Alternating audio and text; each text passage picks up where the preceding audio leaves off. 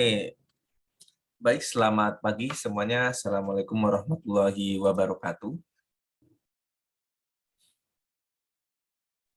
Waalaikumsalam warahmatullahi wabarakatuh. Waalaikumsalam warahmatullahi wabarakatuh. Oke ya, suara saya terdengar jelas ya. Terdengar, Pak. Pak. Oke ya, kita akan lanjutkan materi kita di DDP kali ini. Hari ini kita akan belajar terkait dengan variabel dan data types ya. Jadi kita akan mulai lebih cepat ya, karena kemarin sudah introduction, kita singkat saja.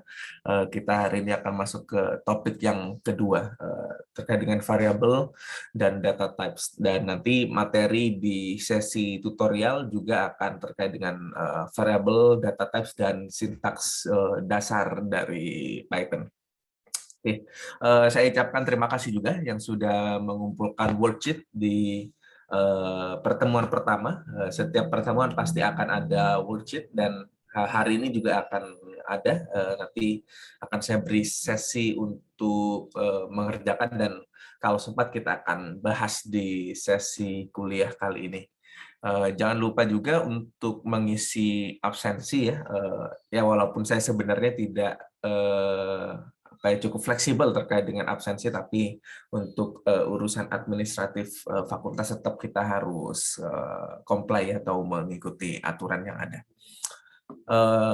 Pengumuman selanjutnya adalah di sini sudah ada link server Discord. Jadi seperti yang sudah saya sampaikan di pertemuan sebelumnya, seluruh kegiatan lab, asistensi, dan tanya jawab di luar kelas, termasuk juga dengan saya, silakan dilakukan di server Discord-nya. Diharapkan hari ini semua sudah bergabung, karena besok kita akan mulai sesi lab perdana bersama asisten.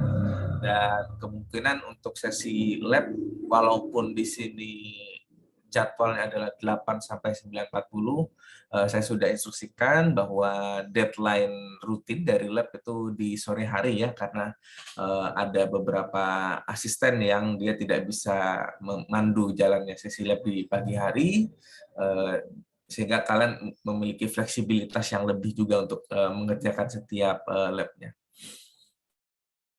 Oke, sejauh ini itu untuk pengumuman di kelas. Kita akan masuk ke materi kita terkait dengan data type dan variabel ya. Oke ya, ini kita akan bahas beberapa hal. Yang pertama, memahami beberapa basic sintaks Python ya, beberapa aturan saja gitu ya yang perlu kita perhatikan dalam menulis program di Python. Apa itu modul, kemudian bedanya statement dan expressions itu apa, dan kenapa perbedaannya itu matters atau penting, kemudian white space di Python kenapa perlu diperhatikan, dan cara membuat komen ini sebenarnya basic ya, tapi tetap kita akan review agar kita bisa refresh kembali ingatan kita terkait beberapa best practice dalam coding menggunakan Python.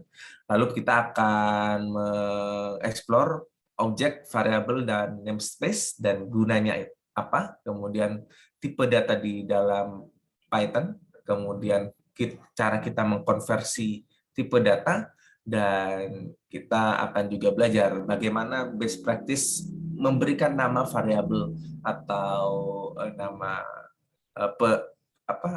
kita mendeklar nama class, nama variabel, atau nama apapun di dalam Python. Itu ada best practice yang perlu kita ikuti, yang tujuannya best practice penamaan itu tentu saja untuk readability, keterbacaan kode, sehingga di skala yang lebih besar kode kita bisa mudah dipahami. Ya, seperti kita tahu sekarang sudah eranya open source ya, jadi kode yang kita buat umumnya banyak sekali yang di-share untuk dapat dikembangkan bersama dengan komunitas, bisa melalui GitHub dan perangkat atau platform semacamnya ya, sehingga kerapian dari kode kita akan membantu kita dalam menggunakan fasilitas-fasilitas tersebut untuk mengembangkan software secara open source. Oke, terminologi pertama yang perlu kita perhatikan di sini ada yang namanya modul ya. Jadi modul sesimpel adalah sebuah file yang isinya statements atau expressions. dari Python. Intinya sebuah file yang isinya ada sintaks-sintaks Python itu adalah modul. Jadi misalkan kalian membuat satu file .py dan kalian melakukan operasi tertentu, bisa lebih dari operasi, bisa banyak operasi, itu dalam satu file itu dinamakan satu modul gitu ya. Dan di Python sendiri sebenarnya sudah ada yang namanya built-in modul gitu ya. Jadi modul-modul yang memang sudah tersedia. Jadi kalau misalkan nanti di perjalanan kalian menemui istilah untuk mengimport sesuatu, misalnya import math untuk melakukan perhitungan matematika. Nah, sebenarnya di dalam detailnya ya di file sistemnya si Python itu mereka sudah memiliki modul yang isinya operasi yang siap kita pakai gitu ya. Dan kita bisa kenapa konsep modul ini penting ya? Ini mengindikasikan bahwa apa yang kita tulis sekarang itu bisa saja kita gunakan untuk project lain atau bisa digunakan oleh orang lain, tinggal diimport saja. Nah, sesimpel seperti itu. Dan kalau kita bicara tentang apa saja built-in modules di dalam Python, ini saya sudah sediakan linknya, gitu ya, ada di dokumentasinya. Jadi kalau kita ingin menggunakan library data science, gitu ya, kita gunakan Pandas misalkan. Nah, itu sebenarnya kita adalah menggunakan modul yang sebelumnya sudah dikembangkan oleh pengembang library si Pandas itu. Jadi itu konsep modul. Intinya adalah sebuah file yang isinya kode yang berisi ekspresi atau statements Python gitu ya. Nah, ini contohnya kalau misalkan kita menghitung volume dari tabung misalkan gitu ya, tentunya kita perlu mendapatkan nilai pi gitu ya, di mana kita mengimport pi, mengimport math maksud saya, dan math ini sebenarnya merupakan modul bawaan Python yang kalau dibedah itu sudah ada implementasi yang kita bisa langsung menggunakan gitu ya. Jadi yang diimport kalau misalkan nanti di perjalanan kita mengetahui atau mendapati beberapa hal yang diimport, nah itu adalah modul namanya. Oke, kemudian di dalam Python itu juga ada yang namanya statements ya. Jadi ini adalah basic commands ya, perintah yang standar di dalam Python. Nah, di sini adalah sebuah line ya, biasanya dalam satu line itu yang melakukan aksi tertentu tapi tidak mereturn value apapun gitu ya. Misalkan seperti ini ya, ada dua line seperti ini ya. Nah, ini yang line di atas myInt sama dengan 5 ini adalah statements. Kenapa dikategorikan sebagai statements? Karena ini adalah pernyataan yang dia melakukan sesuatu. Apa yang dilakukan? Meng-assign nilai 5 ke variabel myInteger atau myInt gitu ya. Jadi dia performing actions tapi dia tidak mereturn sesuatu gitu ya, tidak menghasilkan sesuatu. Jadi kalau misalkan kita print myInt sama dengan 5 ini, langsung misalkan kita print di dalamnya adalah myInt sama dengan 5, dia akan error ya. Kenapa? Karena print by default akan meminta suatu parameter yang mereturn, ujungnya akan mereturn value.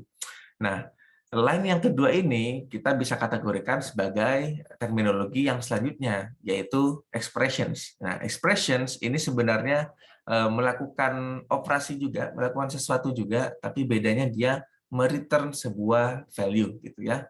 Nah, expressions itu bisa bertindak sebagai statements ya. Misalkan seperti ini, myInt ditambah 5 gitu ya, itu kan melakukan performing actions ya, tapi di saat yang bersamaan itu menghasilkan output gitu ya. Jadi kalau misalkan kita gunakan myInt plus 5 ini, kita print, dia akan langsung menghasilkan sesuatu gitu ya. Jadi ada expressions yang sekaligus juga statements, tapi sebuah statements itu bukan bisa dipastikan bukan sebuah expressions, karena perbedaan utamanya adalah di bagian return value ini ya. Jadi kalau statements tidak mereturn value, kalau expressions dia mengembalikan value. Bisa bentuknya apa saja. Yang penting dia mereturn sesuatu dari line yang ditulis gitu. Ya, kenapa kita penting untuk membedakan expressions dan statements? Tentunya salah satunya ya yang sudah saya sebutkan di sini, ada beberapa function. Kita sebut sebagai function saja ya, agar tidak bingung. Nanti di pertemuan lebih lanjut kita akan bedakan apa yang namanya functions dan apa method gitu ya. Ya, hanya perbedaan sedikit ya, tapi sekarang kita sebut sebagai function. Misalkan function print di sini. Nah, function print di sini hanya menerima expression gitu ya. Kalau misalkan dia menerimanya itu statement seperti ini ya, dia melakukan assignment di dalam print ini, maka dia akan type error ya, karena kebutuhan dari print ini adalah menghasilkan atau return value. Kalau misalkan parameter yang kita masukkan itu tidak return value, maka dia akan terjadi type error gitu ya. Nah, sebaliknya kalau misalkan kita masukkan di sini adalah sebuah expressions, bisa juga expressions sekaligus statement, dia akan return value dan tidak akan terjadi type error. Ya, jadi sementara kita sudah mengenal 3 konsep. Yang pertama adalah modul, intinya adalah semua hal yang ditulis di dalam sebuah file Python secara keseluruhan itu namanya modul. Statement dan expressions perbedaannya adalah di behavior, return value atau tidak. Nah, dari titik ini saya harapkan kalian semua sudah bisa memahami ya kira-kira apa fungsi kita membedakan statement dan expressions.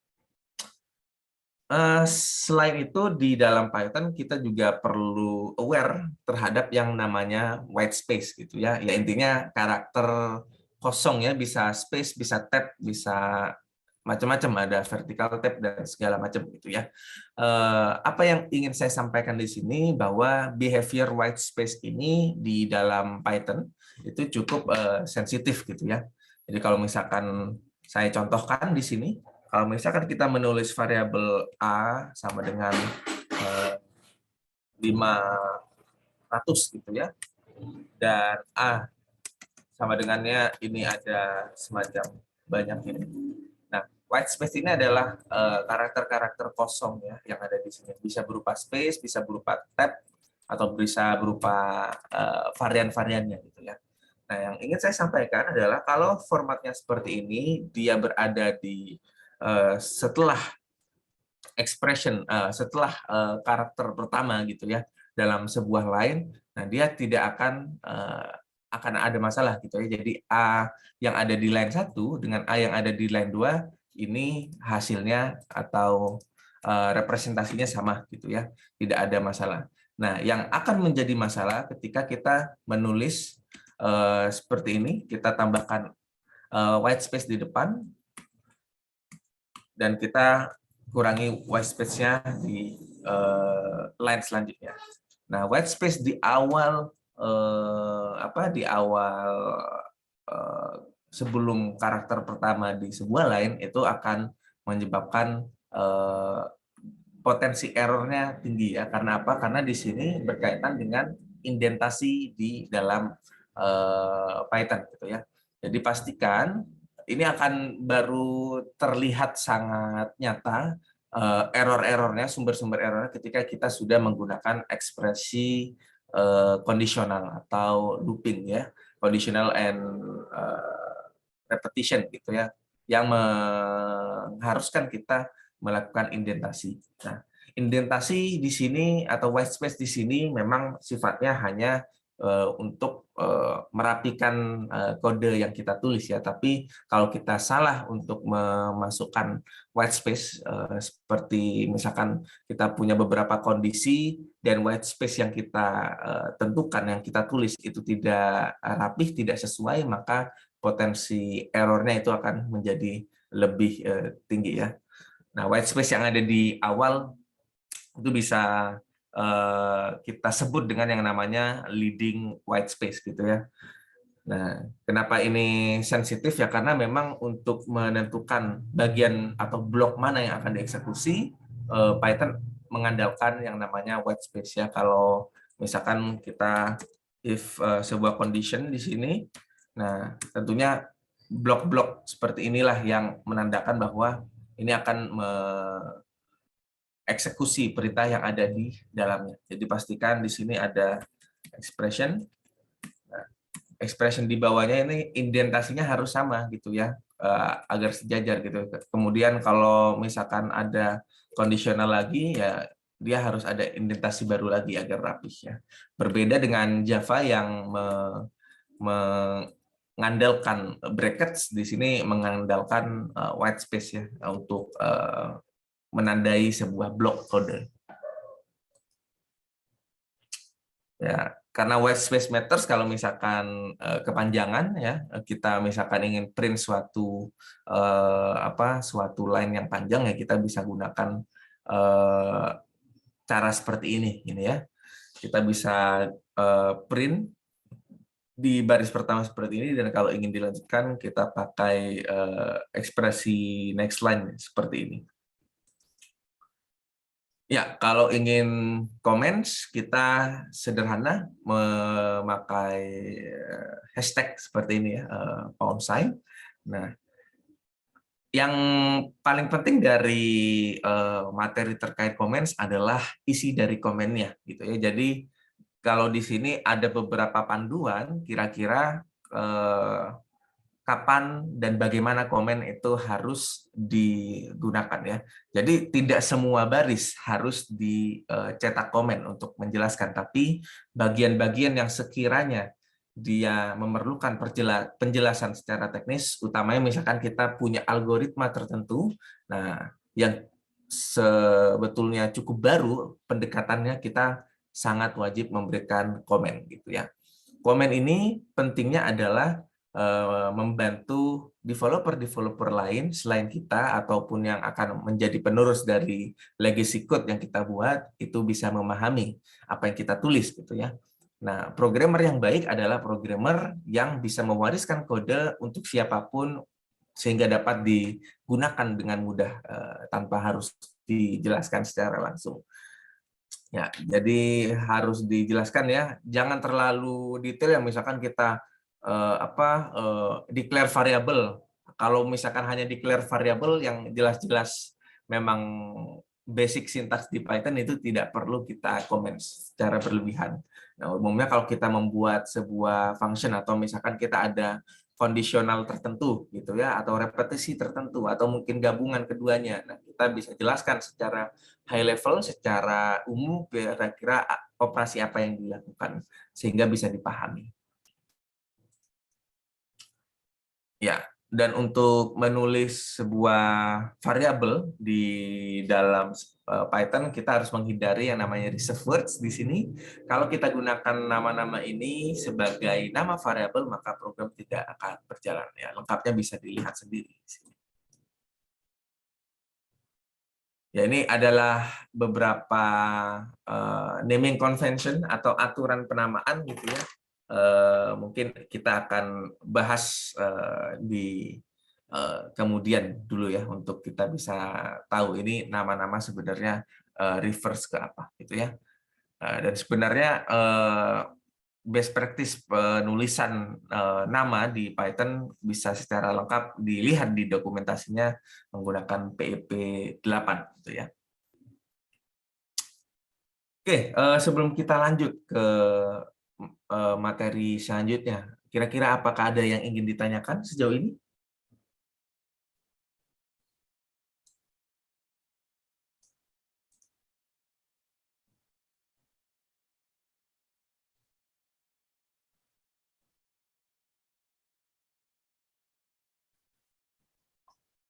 Oke, belum ada ya. Oh, absennya sedang ini ya, ada kendala sebentar. Oke, sebentar saya lihat dulu ya.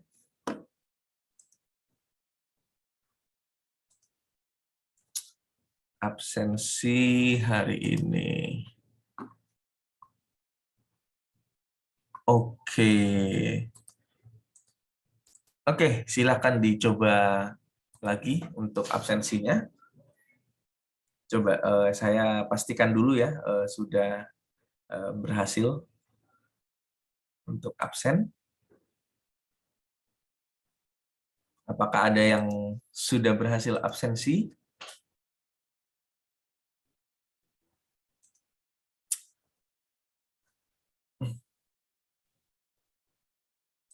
Oke, nanti kabari ya di chat box kira-kira apakah sudah dapat mengisi absen. Oke, kalau tidak ada saya akan lanjutkan.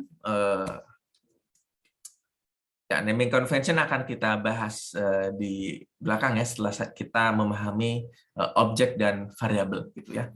Nah, oke, kita masuk selanjutnya. Belum bisa ya? Belum bisa. Sebentar.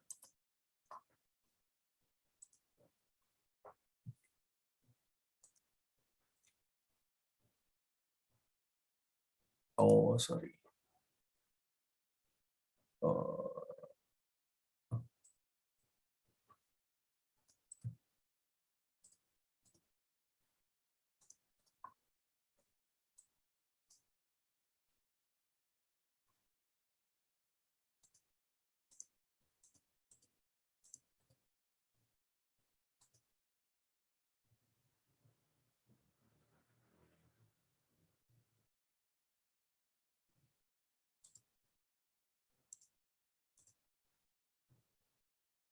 Oke, dicoba lagi mungkin.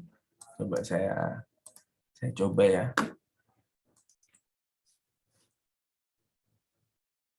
Oke, harusnya sudah bisa ya.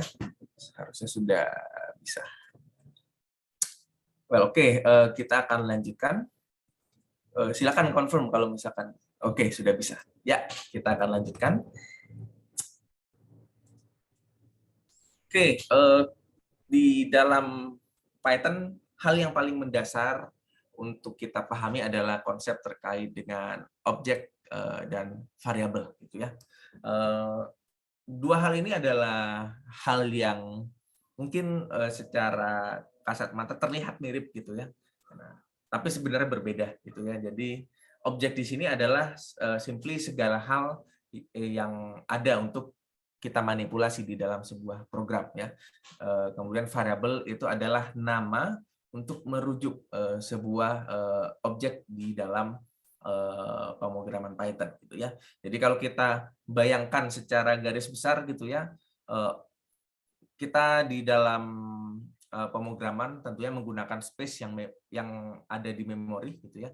Kita ibaratkan itu sebagai topless-nya. Nah, di dalam toples itu ada menyimpan objek gitu ya. Misalkan dalam hal ini nastar gitu ya. Nah, objeknya ini adalah bendanya gitu ya. Sementara variabel ini adalah label yang menunjukkan yang menunjuk pada objek yang disimpan di memori tersebut gitu ya. Ya, jadi saya ulangi kembali. Jadi objek itu intinya segala jenis hal ya, bisa berupa teks, bisa berupa angka, ataupun bisa berupa tipe atau struktur data yang lebih kompleks gitu ya, di mana objek ini biasanya disimpan di dalam memori. Nah, itulah mengapa setiap objek itu memiliki ID yang unik gitu ya. Nah, daripada kita pusing menghafalkan ID dari masing-masing objek, datanglah variabel untuk memberikan label yang lebih jelas. Oh ternyata objek A yang ada di memori sekian gitu, itu namanya apa gitu ya. Jadi objek ini adalah bendanya ya, bisa berupa apapun. Variabel ini adalah label atau penunjuknya gitu ya. Nah, dan naming convention yang tadi kita bahas itu adalah best practice bagaimana kita mendefinisikan label atau variabel sehingga dia mudah dibaca dan mudah dipahami juga. Oke. Ya, kenapa harus ada variabel atau labelnya?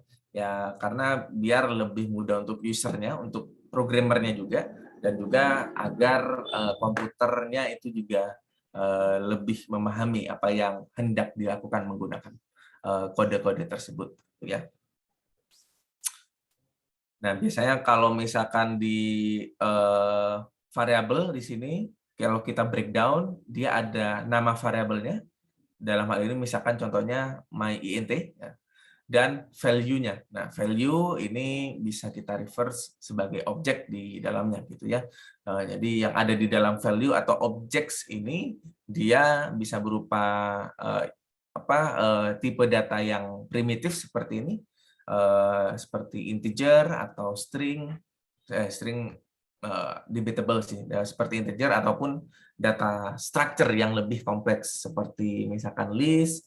Kemudian kalau kita nanti di kuliah struktur data akan belajar yang namanya tree, kemudian hash map dan segala macam ya. Intinya seperti itu. Jadi ada namanya dan ada bendanya gitu ya. Jadi namanya itu ada variabel dan isinya adalah si objeknya gitu ya. Nah, jadi yang namanya variabel ini adalah nama yang mereverse ke value atau objek tertentu gitu ya.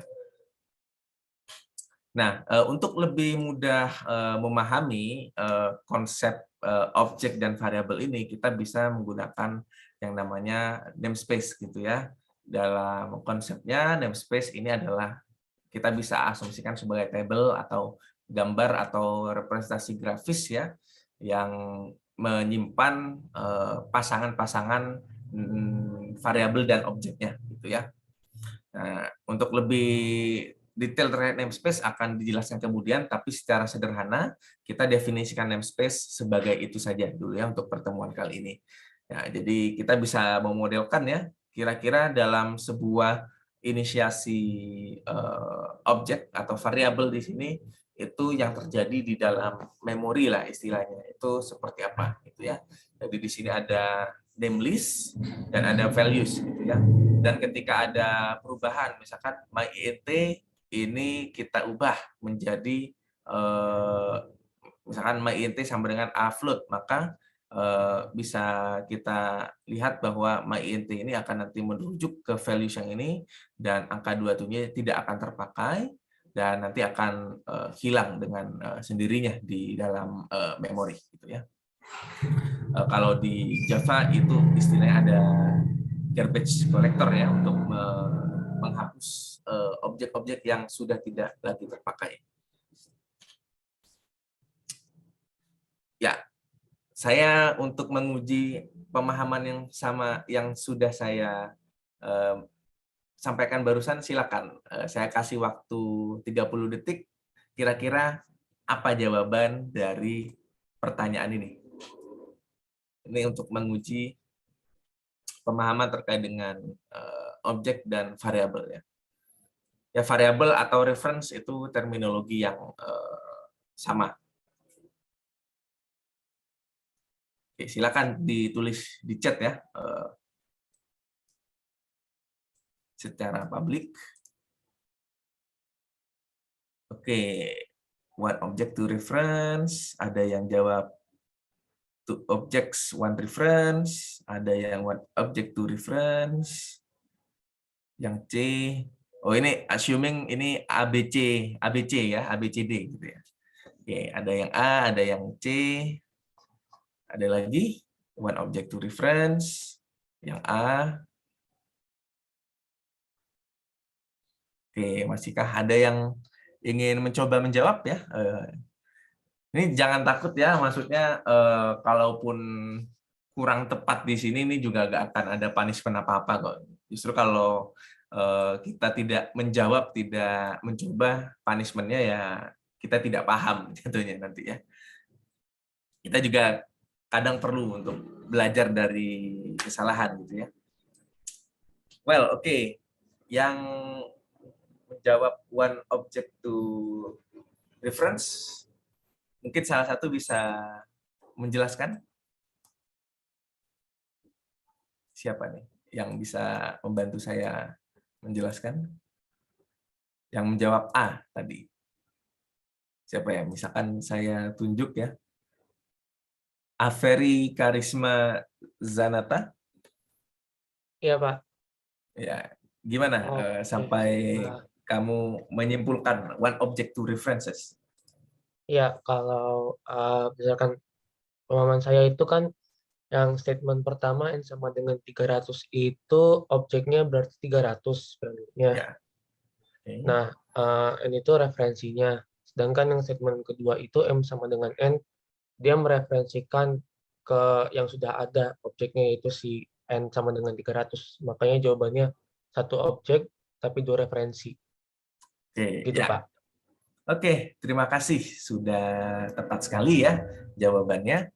Ya, jadi memang kalau kita visualisasikan yang namanya statement sesederhana ini, kalau kita visualisasikan itu yang terjadi seperti ini, seperti yang sudah dijelaskan oleh rekan kalian tadi ya. Jadi yang ada adalah N merujuk ke 300 dan M di sini sama dengan N ya. Berarti yang dirujuk adalah objek yang telah dirujuk oleh N gitu ya. Nah, apa yang terjadi misalkan N-nya ini misalkan di bawah nih. Kita sudah punya N sama dengan 300, M sama dengan N, dan N-nya kita ubah jadi 1 gitu. N sama dengan 1. Apa kira-kira yang terjadi pada M? Berapa nilai M sekarang? Ayo, apakah ada yang bisa menebak kira-kira?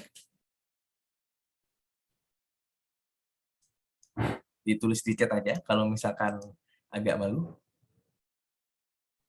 Ya, ada yang jawab 300, ada yang jawab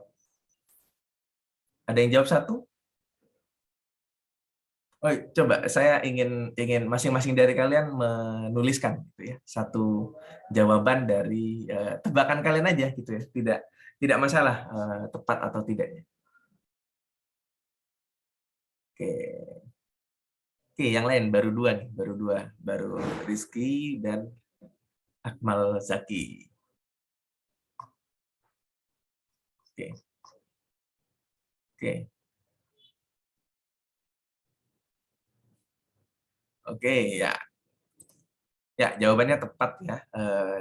300. Ya, kenapa demikian ya? Jadi walaupun ini M sama dengan N, kalau N-nya berubah, dia tidak ngikut gitu ya. Jadi N akan merujuk ke objek yang baru, ke 300. Kemudian dia M-nya tetap N-nya ke yang 1 dan M-nya ke 300 gitu ya. Oke, overall sudah cukup memahami ya. Jadi kalau misalkan nanti ada tugas untuk biasanya utak-atik variabel ya. Kalau di UTS tuh jebakannya biasanya di utak-atik variabel, gunakan konsep namespace ini untuk membantu kalian memverifikasi jawaban kalian gitu ya. Nah, tentunya kalau di ujian atau kuis atau bahkan worksheet nanti compiler tidak diperkenankan gitu ya. Nah, kenapa kita tidak menggunakan compiler? Agar kita paham apa konsep yang terjadi di dalamnya. Kita kalau cuma ingin belajar programming yang pragmatis gitu ya, kita bisa tinggal ya udah belajar sintaksnya aja gitu ya.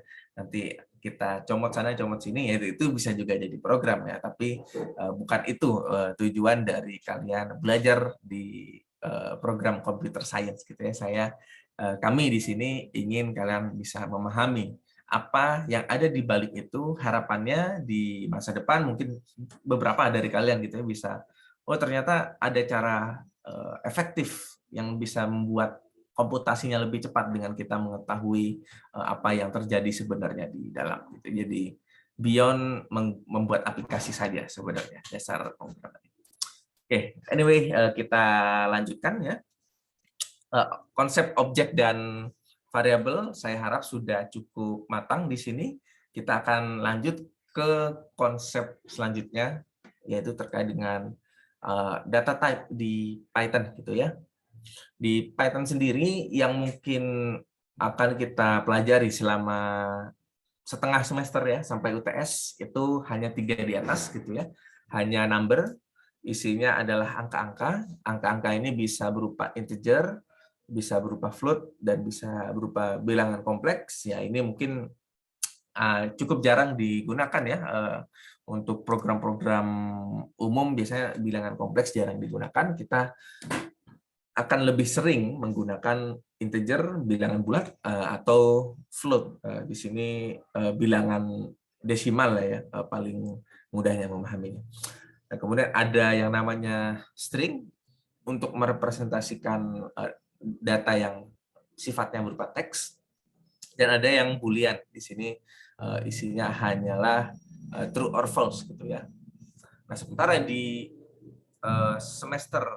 paruh semester kedua kita akan belajar tipe data, atau bisa kita lebih tepat sebutnya sebagai struktur data yang lebih advance, yang lebih kompleks dari sekedar number, string, dan boolean, yaitu list, dictionary, set, dan tuples. Dan umumnya kenapa kita perlu belajar tipe data ini, jenis-jenisnya apa saja, termasuk yang kompleks, ya karena memang dalam real implementation-nya kita akan menghadapi banyak sekali skenario di dalam pemrograman, yang mana tiap skenario pasti memiliki representasi data yang optimal, gitu ya. Nah, jika kalian ragu untuk menentukan kira-kira, oh ini tipe datanya apa, biasanya kalau misalkan ada type error dan segala macam, kita bisa debug errornya dengan memeriksa kembali tipe data yang kita gunakan, ya. Itu kita bisa gunakan perintah atau function type, ya. Kalau di Python, jadi type dengan parameternya adalah nama variabelnya, gitu ya. Nanti akan terlihat, misalkan saya beri contoh ya, misalkan A sama dengan 100, dan kita coba print type-nya dari si A ini ya. Ya, jadi di sini akan muncul kelas, ini diabaikan saja, informasi yang kita butuhkan hanya tipe data yang ada di dalam ini ya. Jadi ada integer, kalau misalkan kita ubah ini menjadi bilangan desimal, dia akan jadi float. Kalau kita tambahkan seperti ini, dia harusnya menjadi string atau str, ya. Oke. Nah, salah satu yang bisa kita katakan sebagai kelebihan maupun kelemahan, sekaligus kelemahan dari Python adalah dynamic typing, ya. Kenapa kelebihan? Ya karena lebih fleksibel gitu ya, lebih mudah untuk kita mengassign variabel tanpa harus strict dengan definisi tipe datanya, ya. Jadi kalau di Python, misalkan kita punya A sampai dengan 100, ini kita bisa ya assign lagi gitu ya, assign lagi dengan value yang memiliki tipe data yang berbeda gitu ya. Jadi tinggal lebih straightforward ya kalau di Python. Nah, jadi kalau di sini yang akan di-print yang terakhir kali dirujuk tentu saja gitu ya. Oke. Nah, kenapa ini kelemahan ya? Karena sometimes error-error itu terjadi karena kita terkait dengan tipe data ini, salah satunya gitu ya. Jadi karena terlalu fleksibelnya, kadang kita lupa kita mengubah atau mengassign nilai baru dengan tipe data yang lain sehingga operasinya menjadi error gitu ya. Jadi kalau misalkan di Java itu kita perlu definisikan dulu ya. Jadi ada nama tipe datanya di depannya gitu ya. Jadi misalkan kita ingin mendefinisikan A sama dengan 1 bertipe integer di ini, kalau misalkan kita di Python ya, kalau di Java kita harus seperti ini kurang lebih ya. Jadi kita harus mendefinisikan dulu jenis tipe datanya kalau di Java. Itulah kenapa Python sebenarnya relatif lebih mudah untuk pemula dipelajari, selain karena dia lebih multifungsi juga. Well, oke. Nah, kemudian kalau kita berbicara soal boolean ya, jadi di sini hanya true or false. Nah, kita bisa mengassign variabel seperti ini, atau biasanya ini adalah sebuah hasil dari kita mengcompare data, kita yang membandingkan data. Misalkan A or B, A and B, dan segala macamnya. Ini konsepnya sebenarnya yang dilakukan or and not or gitu, itu sama seperti yang kita pelajari di matematika discrete gitu ya. Ya. Kemudian ada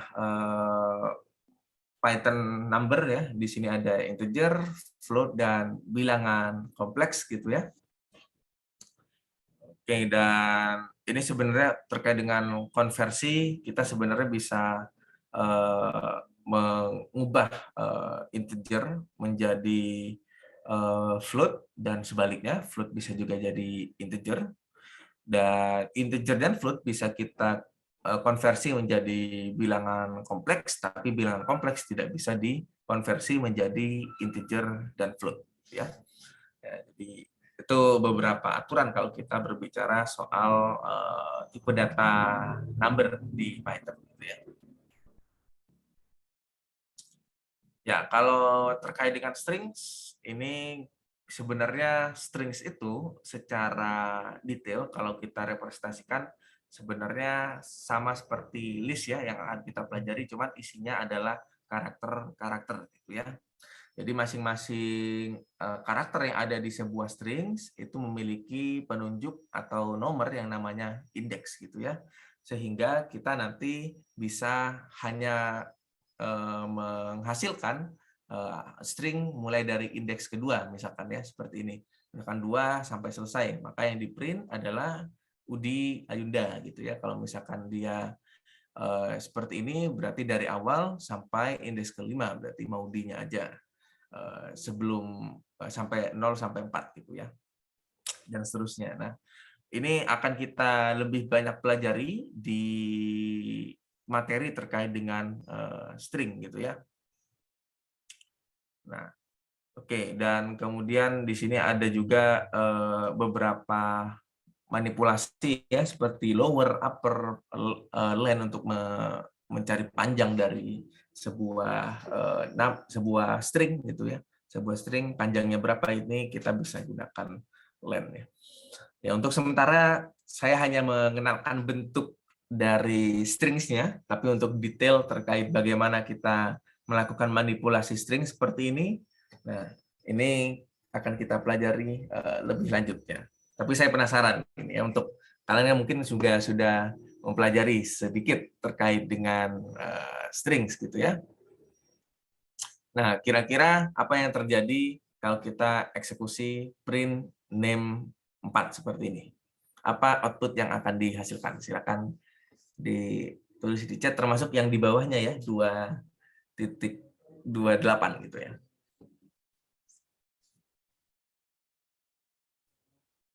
Oke, silakan. Nanti kita coba tes ya, misalkan di sini A dengan Maudi. Kemudian kita print A indeksnya 4 gitu ya. Oke, kira-kira apa hasilnya? Yang 4 dulu deh. Oke. Oke ya, kita coba. Oke, yang lain silakan menebak juga, tidak masalah. Ya, setidaknya mencoba gitu ya. Jadi kalau ada soal ya, kalau bisa dicoba agar tidak penasaran gitu ya. Ya, betul. Ya, yang terjadi adalah dia print indeks ke-4 gitu ya. Yaitu Y gitu ya. Nah, bagaimana dengan yang bawahnya kalau kita misalkan mau di Ayunda 2.8 gitu ya, seperti ini. Titik 28 gitu ya. 2 sampai 8. Oke, ada yang jawab UU, ada yang UDI AY, spasi AY. Ada yang DYAY. Oke, terima kasih. Harus berani ini ya, harus berani menyampaikan apa yang kita ingin konfirmasi gitu ya. Agar kita bisa belajar juga, oh ternyata masih ada yang kurang tepat nih. Nah, nanti bisa kita update pengetahuan kita. Oke, yang terjadi adalah siapa tebakannya yang benar? Ya, betul ya. Udi AY gitu ya. Ya, kenapa Udi AY? Ya karena kalau misalkan mungkin saya paham ya ada yang UU ya. Kalau 2.28 ini bukan mengambil karakter nomor 2 dan nomor 8 gitu ya, tapi karakter nomor 2 hingga sebelum 8 yang artinya 7 gitu ya. Jadi U ini masuk, kemudian D ini masuk, kemudian Y ini masuk, spasinya juga masuk, A-nya masuk, Y-nya masuk, U yang di angka 8 tidak masuk ya karena dia adalah batas akhirnya gitu ya. Well, oke. Ya. Overall sudah cukup oke ya. Nah, kalau misalkan ada angka minus di sini, perbedaannya hanya arah dia berjalan ya gitu ya. Hanya arah dia berjalan ya. Kalau misalkan angka positif dia kita hitung indeksnya itu ke kanan. Kalau misalkan negatif, dia indeksnya kita buat ke kiri gitu ya. Jadi kalau kita buat sebenarnya ini kalau 11 ini ekivalen dengan kita -1, kemudian ini ekivalen dengan -2, dan seterusnya gitu ya sampai ya dan seterusnya sampai habis gitu ya. Well, oke. String sebenarnya sudah punya basic yang cukup bagus. Saya cukup senang ya, berarti harusnya tidak akan kesulitan berarti. Ya, selanjutnya adalah terkait dengan konversi tipe data. Nah, ini caranya adalah sebenarnya kita menggunakan beberapa function yang ada di Python, seperti int. Ya. Int ini untuk mengkonversi sebuah data menjadi tipe integer. Nah, lebih lengkap di sini bisa kita lihat ya. Paling basic, setidaknya kita mengkonversi menjadi integer, float, dan string gitu ya. Kalau integer, int di sini return integer, mengkonversi parameternya menjadi integer, float menjadi float, str menjadi sebuah string gitu ya. Dan perlu diperhatikan juga apa yang bisa dilakukan ya di antara 3 fungsi ini. Kalau kita mengkonversi bilangan float menjadi integer itu bisa ya. Kalau kita mengkonversi string yang isinya itu angka bilangan bulat gitu ya, tapi dia tipenya string, itu juga masih bisa gitu ya. Tapi kalau misalkan kita mengkonversi menjadi integer dan isinya adalah string yang bukan bilangan bulat, maka dia akan fails gitu ya. Nah, kemudian untuk yang lain kalau float ini bisa kita konversi integer menjadi float, kemudian teks yang isinya baik itu float maupun integer itu menjadi float juga. Kemudian float ya kalau ini agak redundant ya, float ngapain di convert jadi float lagi gitu ya. Oke, ini juga kalau string ini relatif aman untuk semuanya gitu ya. Seperti itu beberapa aturan di dalam kita mengconvert gitu ya. Nah, biasanya konversi ini akan cukup matters terutama ketika kita meminta input gitu ya. Ya, misalkan kita ingin meminta input input sebuah nama gitu ya atau sebuah angka gitu ya. Kan masukkan jari-jari. Misalkan kita ingin menghitung lingkaran gitu ya. Dan ya anggap saja kita punya area sama dengan ya kita manual saja ya. Nah, konversi ini akan sangat matters ketika kita membuat input seperti ini gitu ya. Kita jalankan ya, misalkan jari-jarinya 5 gitu ya. Maka dia akan error ya. Karena apa? Karena ketika kita meminta input seperti ini, kalau kita cek tipe datanya dari si A, maka dia akan terdeteksi sebagai sebuah sorry. Oh iya. Ya, dia tidak akan bisa ya, tetap akan error ya. Sebentar, apakah ya dia tipe datanya adalah sebuah string gitu ya. Sementara operasi perkalian itu tidak bisa kita gunakan dengan tipe data strings. Nah, jadi itu salah satu contoh praktis type conversion sederhana gitu ya. Ini juga akan sangat krusial ya kalau misalkan program kita makin kompleks dan kita pastikan tipe datanya itu sesuai. Well, oke. Saya memiliki challenge ya. Ini fleksibel saja. Nanti silakan dikerjakan kapan saja. Tetap akan saya hitung sebagai nilai partisipasi ya, tapi opsional saja ya. Hanya ingin melihat siapa yang benar-benar curious terhadap kuliah ini gitu ya. Nah, di sini ada sebuah challenge hari ini.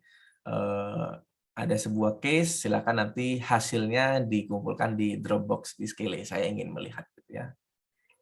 Oke, untuk sekarang silakan kita beranjak ke worksheet yang sudah saya berikan. Saya akan memberikan waktu sekitar 25 menit ya sampai 30 menit untuk kalian dapat menyelesaikan atau setidaknya berupaya menyelesaikan lembar kerja yang sudah saya berikan ya. Oke, saya akan buka beberapa breakout room ya. Saya akan buka beberapa breakout room. Silakan kalau misalkan ingin berdiskusi, dimanfaatkan saja sesi breakout room-nya. Kalau merasa dengan belajar sendiri juga bisa, ya sebenarnya tidak masalah. Cuman mungkin saya akan encourage untuk ini ya, bekerja dengan berpasangan gitu ya, agar misalkan ada yang tidak tahu bisa saling mengajari gitu ya, karena salah satu proses belajar yang paling efektif adalah ketika kita mengajarkan ke orang lain ya. Itu proses belajar yang akan sangat melekat untuk kita gitu ya. Oke. Oke, sebelum kita masuk sesi breakout room, apakah ada yang ingin ditanyakan terkait yang sudah saya sampaikan?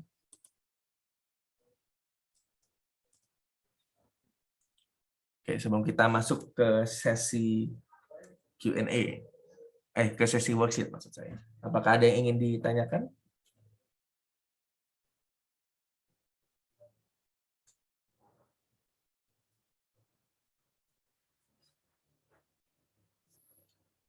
Apakah semuanya sudah jelas?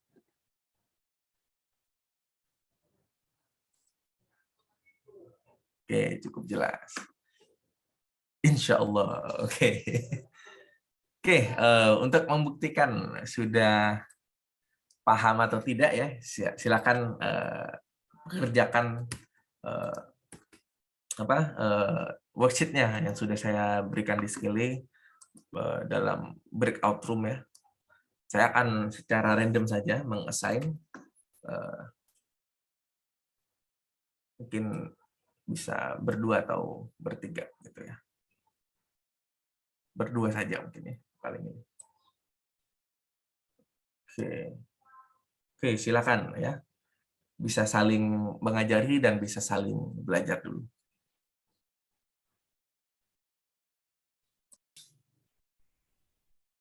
Oke, baik. Apakah sudah menyelesaikan semua worksheet-nya dalam 25 menit tadi?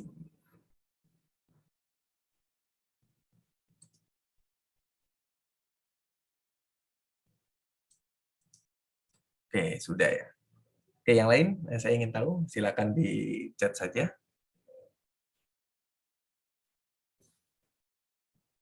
Oke, baru 3 ya. Yang lain? Ada yang belum? Ada yang belum?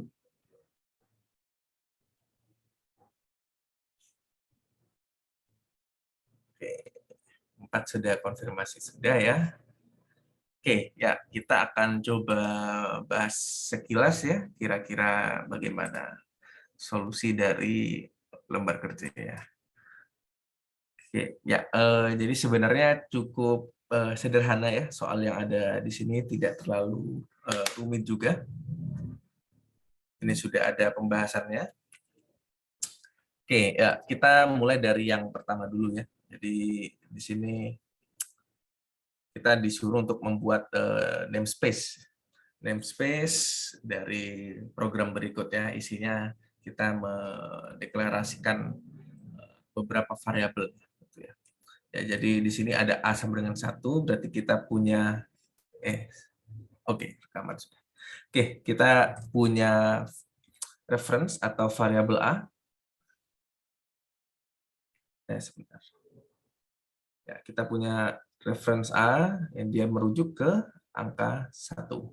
Oke, kemudian kita juga punya variabel B dan C, dia ke objek yang isinya hello ya. C ya kita assume juga punya hello ya. Kemudian D sama dengan A, berarti kita memiliki objek D yang dia merujuk juga ke objek 1 ini.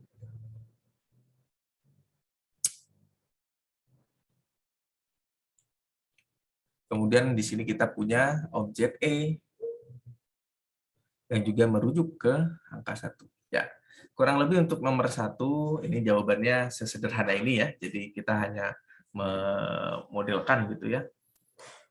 Mungkin ada yang B, C-nya ini merujuk ke satu reference. Nah, itu juga sebenarnya sama saja kalau di Python gitu ya. Jadi mau kita tulisnya seperti ini atau kita secara alternatif kita buat seperti ini juga dihapus, itu juga tidak masalah, tetap tepat ya.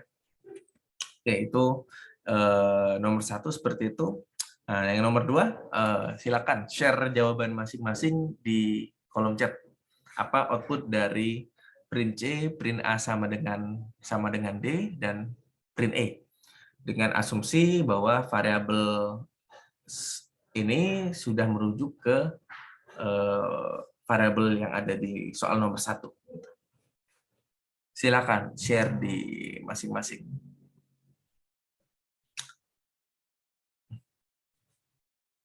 Oke, silakan. Baru Rifki nih. Oke, halo file 1, halo file 1.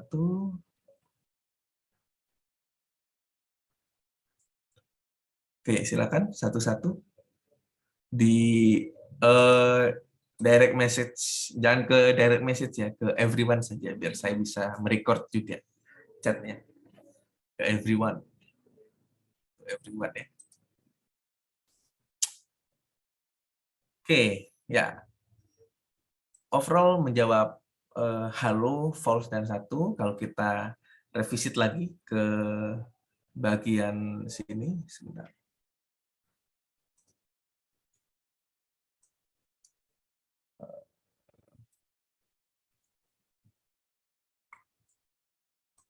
Bisa dikebawahkan ini. Oke, ya kalau kita mohon maaf gambarnya kurang begitu cantik ya. Oke, ya kalau kita masuk, kita gunakan namespace seperti ini, kita akan mendapati bahwa di nomor 2 ini A sama dengan 2,5, berarti kita hapus reference ke sini dan dia akan merujuk ke value yang baru, yaitu 2,5 gitu ya. Kemudian B sama dengan high, ya berarti dia sudah tidak lagi merujuk ke hello yang ada di sini. Kemudian dia akan merujuk ke value baru yang nilainya adalah string high. Oke, ya kita punya komposisi seperti ini sekarang. Berarti E dan D sekarang merujuk ke 1, kemudian A ke 2,5, B ini sama dengan high, kemudian C itu sama dengan hello, gitu ya. Kemudian kalau kita evaluasi, kalau kita print C ya, ini halo ya atau hello, berarti kita akan print hello. Kemudian A sama dengan D, dia berarti membandingkan nilai A yaitu 2,5 dengan nilai D. Apakah 2,5 sama dengan 1? Jawabannya adalah false ya. Jadi yang kedua, yang print A sama dengan D adalah false, dan yang terakhir C, tentu kita akan langsung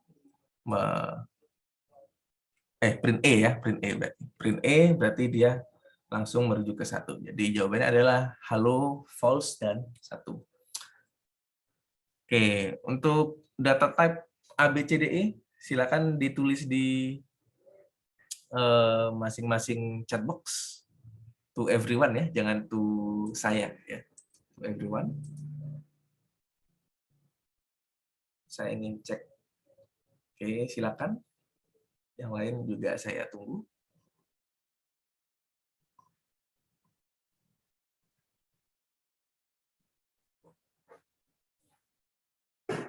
Oke, baru 2.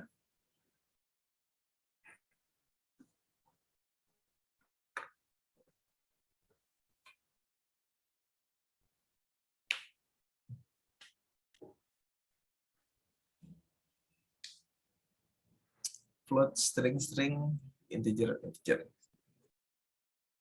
yang lain?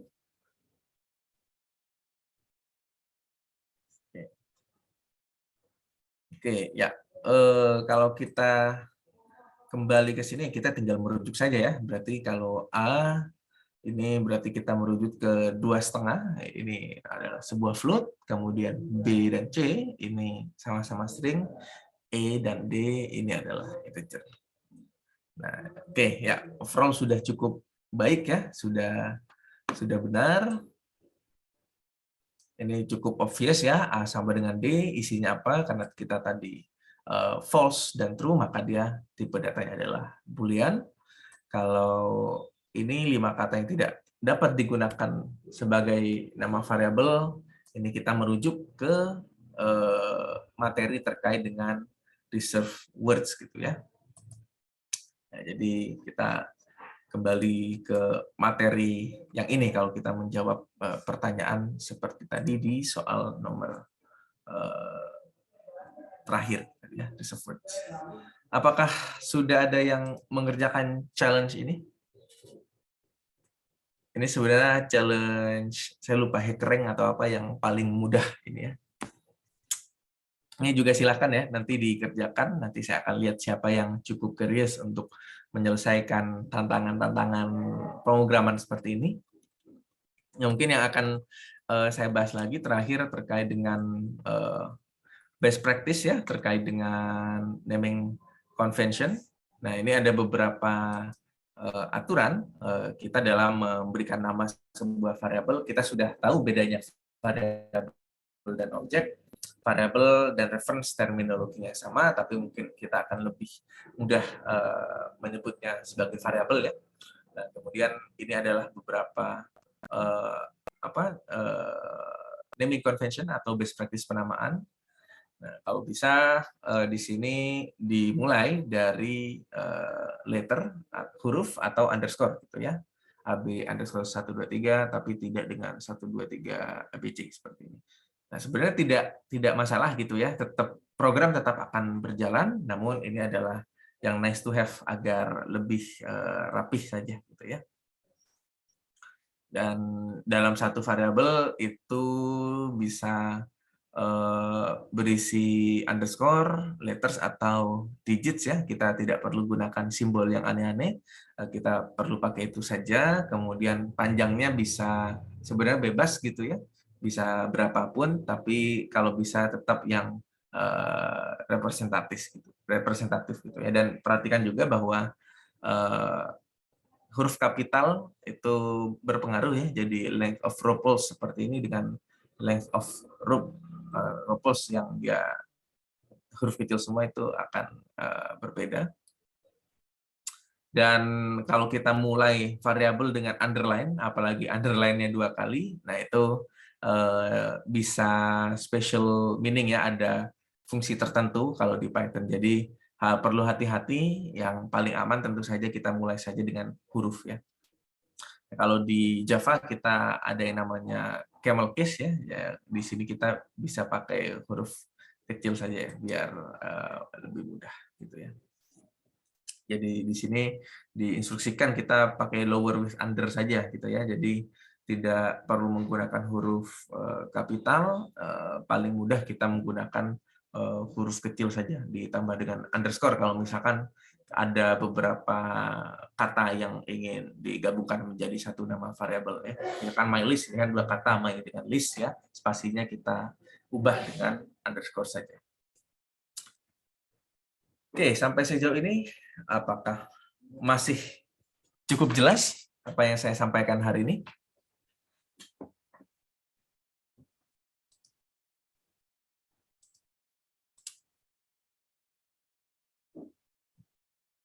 Oke, ya. Hari ini mungkin masih cukup mudah lah ya untuk bisa kita ikuti. Semoga benar-benar mudah, dan kalau misalkan kalian di sini ada yang belum mengerti atau ada yang masih saya penjelasannya kurang begitu jelas, silakan nanti ditanyakan saja ya. Bisa via chat atau via langsung saja raise hand, nanti akan saya beri kesempatan untuk bertanya. Well, oke. Saya ingatkan jangan lupa untuk mengumpulkan worksheet-nya ya dalam format PDF ya di slot submission yang sudah tersedia di sini. Di sini sudah ada 9 yang mengumpulkan, jangan sampai lupa. Memang saya beri waktu pukul 12 agar lebih fleksibel, tapi akan lebih nyaman untuk kalian juga ketika mengumpulkannya pas setelah menyelesaikan worksheet-nya.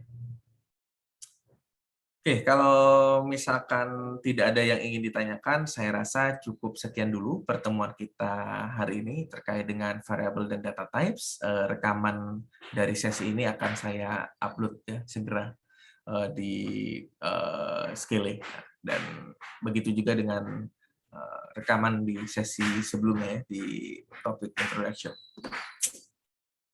Well, oke. Mungkin cukup dulu dari saya. Terima kasih atas partisipasinya hari ini. Tetap jaga kesehatan selalu. Selamat beraktivitas masing-masing. Selamat pagi semuanya. Assalamualaikum warahmatullahi wabarakatuh. Waalaikumsalam. Waalaikumsalam warahmatullahi wabarakatuh. Terima kasih banyak, Pak. Selamat pagi, Pak. Terima kasih, Pak, untuk hari ini. Terima kasih, Pak.